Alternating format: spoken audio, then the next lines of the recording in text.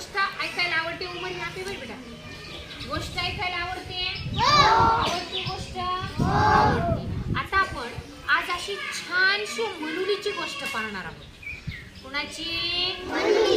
मनुली आहे तुमच्या एवढीच। मनुली कुणा एवढी आहे? पहा तुम्ही पण छान गमती जमती दिवसभर पाहत असता करत पण असता।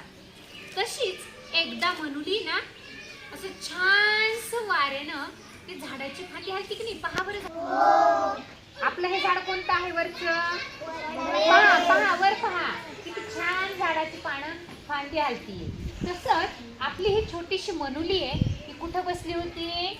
खिडकीत बसली। वाऱ्याला हलणाऱ्या फांदीकडे बघत होती। कशाकडं?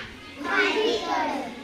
आणि गार गार असा अंगाला तिच्या वारा छान वाटत होता। जसं आपल्याला सुद्धा असं गार गरमी होत असली आणि गार वारा आला की छान वाटते की नाही। अगदी तसंच तिला सुद्धा आनंद वाटत होता। कुणाला?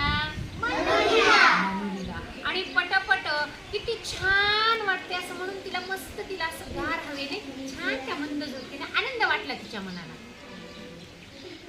मनुलीला मनालाच ती म्हणाली किती छान गारगार वाटते। जसं आपण पण म्हणतो बापरे खूप गरमी होतीये आता काय छान हवा लागली म्हणतो की नाही, स्वरा म्हणतो की नाही। हा आणि मग तिला खूप आनंद झाला। कुणाला? तिनं अशी डोळ्याची उघडझाप केली। मनाला खूप खूप तिच्या समाधान वाटत होतं। पहा आपण पण घरी कधी कधी खिडकीमध्ये बसतो, दारात बसतो, लोक येणारे जाणारे पाहतो आणि काही गोष्टी निरीक्षण केल्यानंतर आपल्याला पण काही गोष्टी खूप आवडतात आपण ते पाहत असतो। जरी तिला वाटलं ही जी काही पानं हलतात की नाही वरी ती पानं काय करतायत? हलताय। कसला तरी आनंद झाला असं मनुलीला वाटलं आणि ते वाटून सुद्धा तिला खूप आनंद वाटला। मग तिला एक पतंग दिसला। पहा तिचं मन खूप आनंदित होतं। तिला पतंग दिसल्याबरोबर तिला काय वाटलं की मला हा पतंगाने जर उचलून घेऊन गेलं तर। बघा आपल्याला पण वाटतं आपण इतकी उंच गेलो तर, विमान दिसलं की आपण विमानात गेलो तर वाटते की नाही, वाटते की नाही। पहा आणि मग असे सुंदर सुंदर झाड हलत असताना तिला वाटलं जणू काही हे झाड असंख्य पानांनी टाळ्या वाजवते। जसं आपल्याला टाळ्या वाजवतो आपण। कधी टाळ्या वाजवतो रे? आनंद झाल्यावर, आईने आपल्याला खाऊ दिल्यावर, आजीने रट्टे दिल्यावर हसतो का? टाळ्या वाजवतो नाही। म्हणजे आनंद झाल्यानंतर आपण काय करतो? टाळ्या वाजवतो। मग एवढ्यात काय गंमत झाली। पहा पिंपळाचे पानं असे झाडावरून सळसळ सळसळ करत खाली आली। काय आली? खाली आली आणि ते कोण पाहत होतं असं? कोण पाहत होतं? मनुली पाहत होती। तिनं ते पानं काय केले?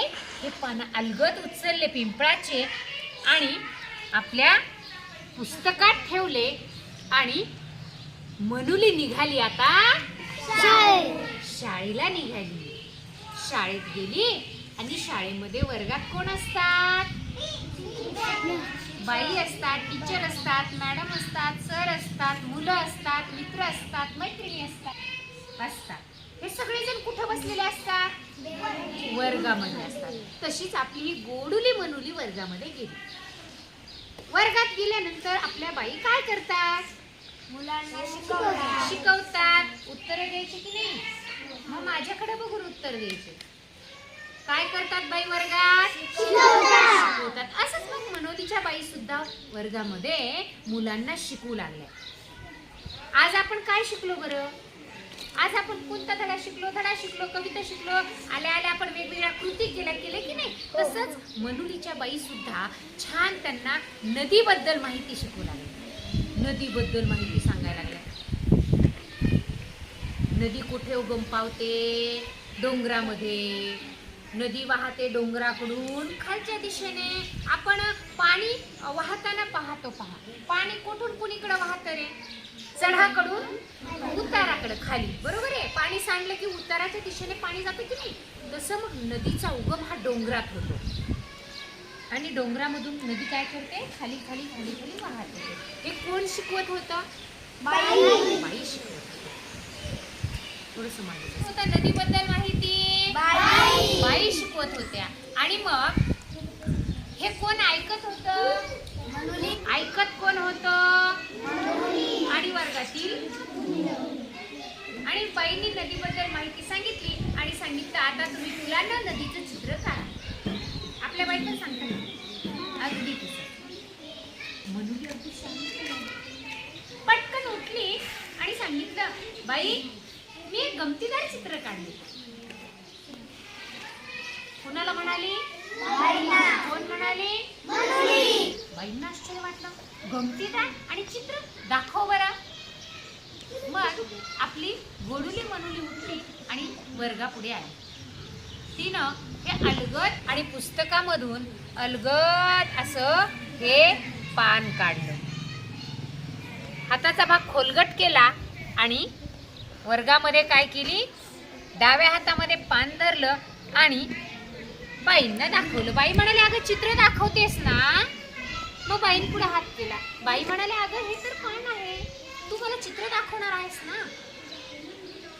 हो बाई तुम्ही छान नदीबद्दल माहिती सांगितली.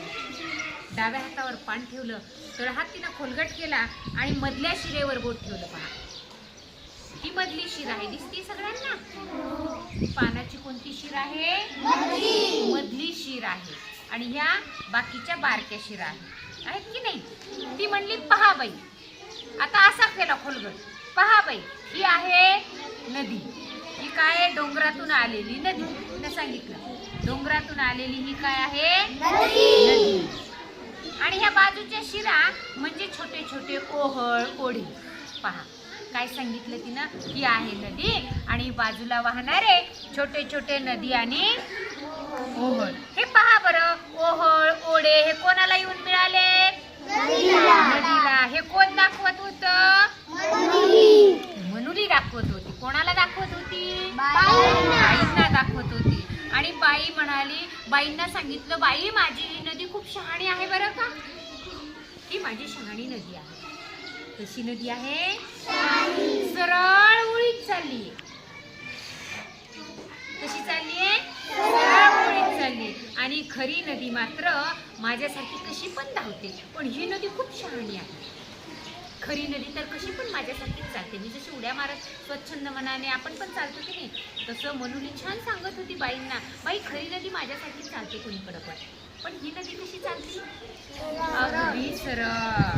आणि मग हे पान म्हणूनच मी मगाशी सांगत होते, तुम्ही मला नदीची माहिती सांगत होतात ना बाई, तेव्हा मला ऐकू आलं या पानांचं बोलणं. आणि मग तिला वाटलं हे पानाचं बोलणं पुस्तकातल्या. आणि म्हणून तिनं तुम्हाला मी हे पान दाखवलं. गंमतच आहे ना बाई, असं कोण म्हणालं? खरंच पहा बाईंसह ही सगळी मुलं आपल्या मनुलीकडे पाहत होती, जे मनुली समजावून देत होती. सगळा वर्ग अगदी शांत होता आणि मनुली या पानाच्या माध्यमातून हे नदीचं चित्र, हे ओहळ ओढे नदी, हे सगळं काही संकल्पना या पानाच्या माध्यमातून कुणाला सांगत होती? मुलांना आणि वर्गामध्ये बाईंना. मग अगदी सहज सोप्या चित्रामध्ये शब्दामध्ये मनुलीनं हे नदीचं वर्णन केल्यामुळं बाईंनी मनुलीला काय दिली? अरे मनुली तू खूप छान कल्पना करतेस बरं का. असं कोण म्हणालं? बाई म्हणाल्या.